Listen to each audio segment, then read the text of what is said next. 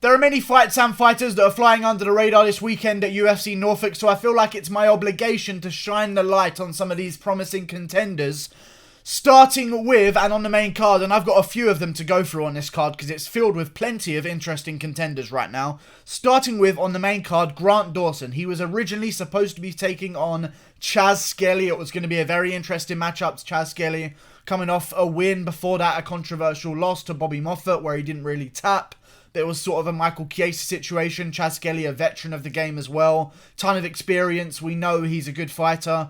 Would have been a good showcase for Grant Dawson. However, I feel like this might be a blessing in disguise.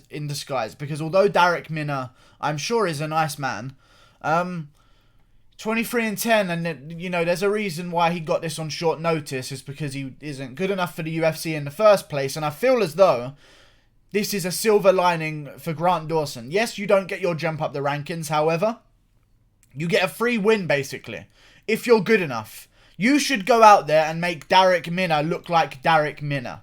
Because Darek Minner has some very questionable losses on his record. I'll be honest with you guys. And I don't like it one bit. I don't like that record one bit, okay? You can have a look through it and just try and hold your... Just try and hold it back down your throat. I swear to God. I actually did start to feel sick for a second there. Just thinking about that ghastly record of his. He's a dangerous guy, don't get me wrong. He was on the Contender Series. He didn't get accepted into the UFC. However, everyone's dangerous in MMA. But Grant Dawson should make this one look easy, in my opinion. Is that fair of me to say? He's the much bigger guy coming in here. I know Darek Minner is also a featherweight, but Grant Dawson is a huge fucking featherweight, okay? I think he comes in there bigger than Sadiq Youssef. And that's saying something, as one of my fans informed me of yesterday in a live stream. Grant Dawson comes in bigger than Sadiq Youssef, which is massive.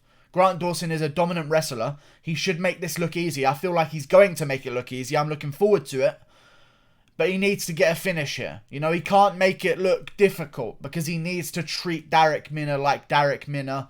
But either way, he'll increase his contract. He'll earn another $3,000 to show, $3,000 to win. If he was to get a win here, he could maybe even earn a performance bonus if he gets a first round submission. I feel like he should set the bar high here for a performance. Like, even though it's a replacement and it's not the original fight he wanted, he needs to come out here and make a statement, and I feel like he's going to do that this weekend. Grant Dawson, pay attention. Moving on to my next fighter I want you guys to pay attention to. Luis Pena headlines the prelims against originally Alex Munoz, but until recently, he will now face Steve Garcia Jr. at UFC Norfolk. It's somewhat interesting, I'll be honest with you. To be honest, it isn't the most interesting in the world, but it's an interesting fight, okay? Luis Pena is an interesting contender. Everyone seems to love him because of his beard and hair. Listen, if Luis Pena shaves his beard and hair, no one cares about a 7-2 guy. But because he's called Violent Bob Ross and he's become a meme, the most important thing for a fighter to do, if they're not going to be a superstar, is to at least become a meme of the community, because there's some fanship that comes with it, okay? If you're memeable, you're going to go far in the sport, okay? Ask Mike Perry. You know what I mean? Luis Pena can pick up some steam, and he did lose his last fight to Matt Frevola by split decision, but before that, he was on a 2-fight win streak over Matt Wyman, Steven Peterson. Those are decent guys who have wins in the UFC. I like it. I really like it from Luis Pena. I did think that Matt Frevola beat him, and a lot of people said that he got robbed, and I thought that as well in the moment, but when I rewatched it, I went back. Matt Frevola, I feel like, did enough to win 2 rounds. I don't know how I saw it for Luis Pena originally, but Matt Frevola is a dangerous man. Matt Frevola has a win over Lando Venata, I'm pretty sure, if I'm remembering correctly here. Matt Frevola is a really good opponent. But Luis Pena, I feel like, is going to take that L. He didn't take a lot of damage. It's going to light a fire under his belly. He's still young in his career as well, but he's taken on a guy in Steve Garcia who's 6 feet tall. A fellow big featherweight, I'll be honest with you guys.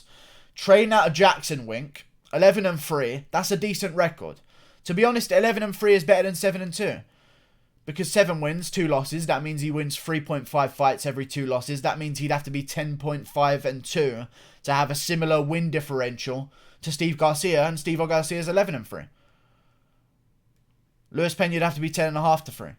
So Steve Garcia is someone you got to watch out for. But Luis Pena does have the more seasoned and credentialed wins. So he is the favourite for a reason. But Steve Garcia is a dangerous guy coming on a 4-fight win streak right now. 3 of them come in the first and second round by TKO out of his last 4.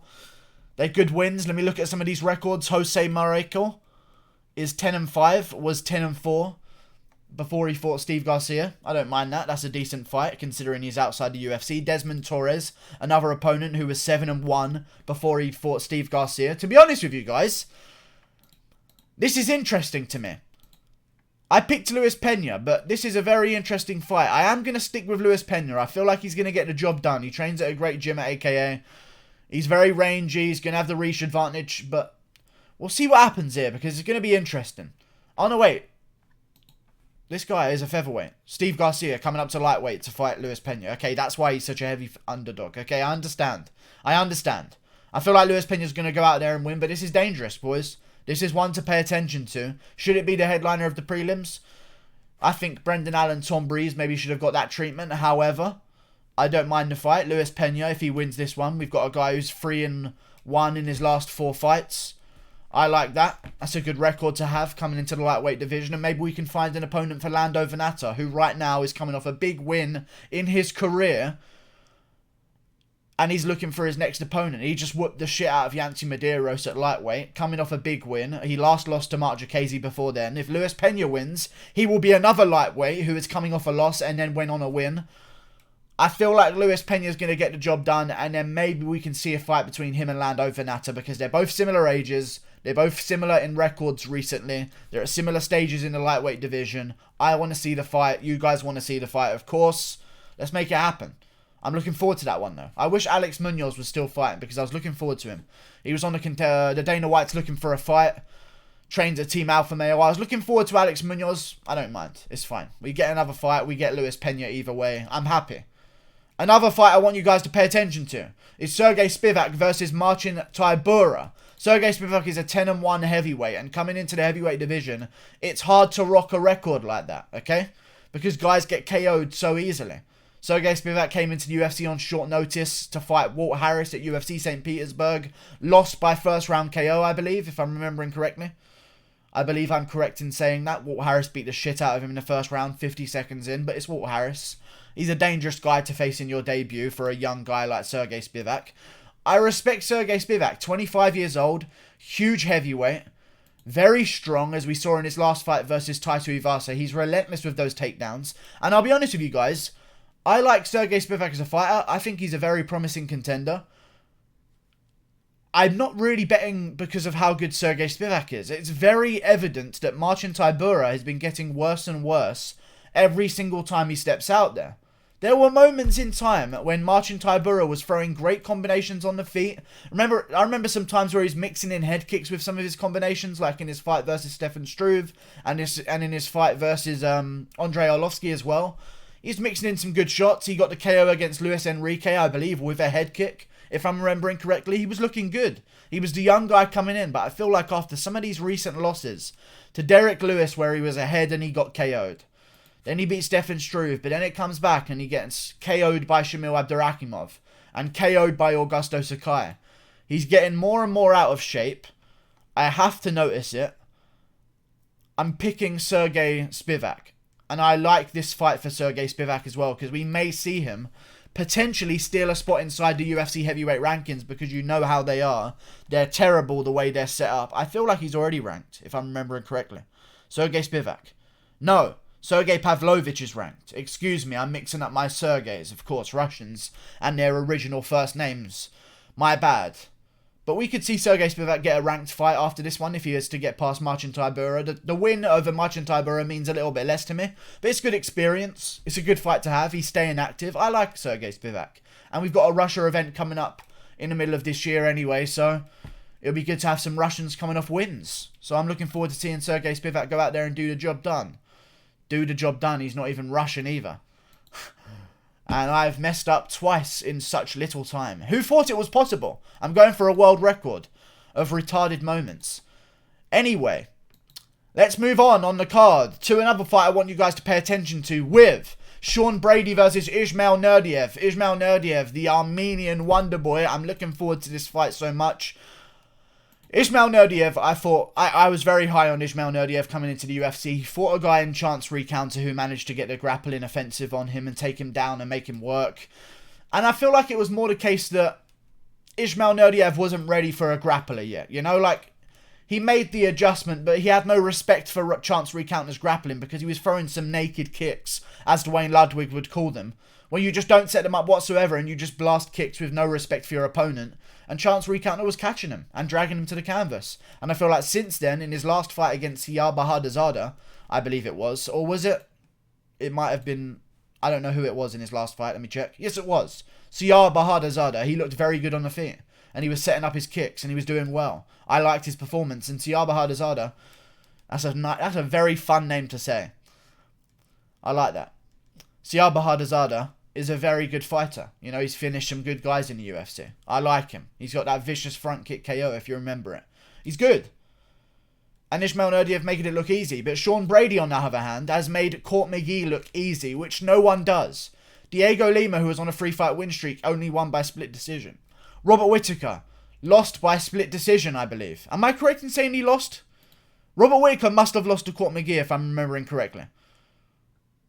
Yes, he did. Robert Whittaker lost by split decision. I know it was a long time ago, but either way, Court McGee is not one of these old guys that doesn't have it anymore. You know, he's still putting it on tough contenders in Diego Lima. But Sean Brady went out there and made it look easier than anyone has ever done before. I know he has a bit of a boring style with the grappling heavy fights, but you have to respect it. He's a big, strong guy. He knows what he wants to do. However, I would like to see more finishing ability from him, because if he's going to come into the UFC and he's going to come into a stacked division like the welterweight division, you've got to be putting on performances to get your name out there, because there are a ton of guys at welterweight that are putting on performances.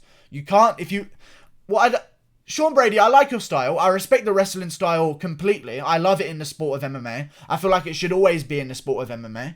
However, I'm allowed to say that don't be surprised, Sean Brady, when you aren't getting the push that these other contenders are. There's a reason why you're opening up the prelims, because your debut wasn't the most exciting. However, I respect the wrestling. He looked amazing against Court McGee. I still am picking Ismail Nuardiav to get the job done. He's a very good fighter with very good wins on his record. Comes into the UFC in his debut, fights against Michael Prazeres, who was 26-2 at the time. Beats him by unanimous decision and again loses to Chance Recounter. Had no respect. I feel like that was a personal. He just needed some self-reflection there. He's a young guy as well, 23 years old, rapidly improving. And I feel like, as we're seeing recently, these strikers are catching up with wrestlers very quickly. And it started with City Kickboxing, and it's most notable with City Kickboxing. But even with Paulo Costa, you know, like other guys in every division, the strikers seem to be having a much easier time against wrestlers. And I feel like they're closing the gap. And I feel like Ismail Nuardiav is young enough to start closing that gap real soon and get the jump on Sean Brady, who also is a young contender, 27. Ismail's just a baby in the game. And he's got the record that he does, 18-3. I like that, man. I really do. To be that young and have that extensive of a record, I really do enjoy it. Lost a triangle choke in his 4th ever fight, but since then he's been fighting some good opponents. Not the best opponents, to be honest with you, but he's been winning a bunch of fights. Jesus Christ, this record ain't too good. But then again, I still feel as though Ismail Nuardiev's going to have it in him to get back to his feet a couple of times and really start to whoop up on Sean Brady and make it a bit of a grueling, slug-em-out, 3-round war where Ismail Nuardiev will come out on top. That's a very impressive fight, because whoever wins this is next up. I would actually rather Sean Brady wins. I like Ismail Nuardiev. He has a great record, but Sean Brady's undefeated. 11-0. This is a 50-50. Who knows? A great card with great contenders is UFC Norfolk. I feel like a lot of them go unnoticed. Sean Brady, if he wins this one, is going to be 12-0. That's cool. But what if he wins another one, then he's 13-0? What if he wins 2 more before he's ranked? You know, and then he's 15-0. And now we're getting up there in his undefeated streak. And then he's champion, maybe. Who knows? It can always happen. And he's 22-0. And now we're talking greatest of all time. I love an undefeated fighter. It brings a narrative that no other fight does. I feel as though he's going to get the jump on him by Ismail Nuardiev. I really messed up that ending. But I hope you understand what I'm saying here. Great fights. So in conclusion, we've got Luis Pena to look out for. He's got a good fight coming up that he should make a statement against. Then on the main card, we've got Grant Dawson, another guy on a streak at featherweight. If he wins, he'll be the next 3-0 featherweight that we have. We already have guys like Bryce Mitchell in the UFC. He will join that status on the main card, opening it up. Very important part of the card. He's going to get a lot of spotlight for sure. 14-1, could be 15-1. Looking forward to Grant Dawson. Should get a big win. Pay attention to him, Luis Pena. Sergei Spivak could be 11-1, which would be amazing. And he could maybe take on Sergei Pavlovich, who's a ranked Russian heavyweight. And we could do Spivak versus Pavlovich in Russia. That makes sense to me. And then we've got Sean Brady, Ismail Nuardiav. The winner takes all in that fight, and the loser kind of gets left behind. And also, while we're at it, let me mention Spark Carlisle, because he's 26 years old. He's 8-1. He's called the Alpha Ginger. He has a very marketable look, I'll be honest with you, and it's a look that we're not quite used to. He's like a, I don't know, a mix between Sheamus and Paul Felder in the UFC and WWE. He's a weird guy. He's only lost by split decision, so I kind of accept it. And now he's fighting Elon Cruz. And Elon Cruz is another guy from the Contender Series who got an impressive win, I believe, by flying knee. It was a good win. Whoever wins takes all. Let's move on. This is an amazing fight, though. This card has great contenders and great additions to the UFC. I like it. Like and subscribe. Thank you for watching. I'm going to use this arm.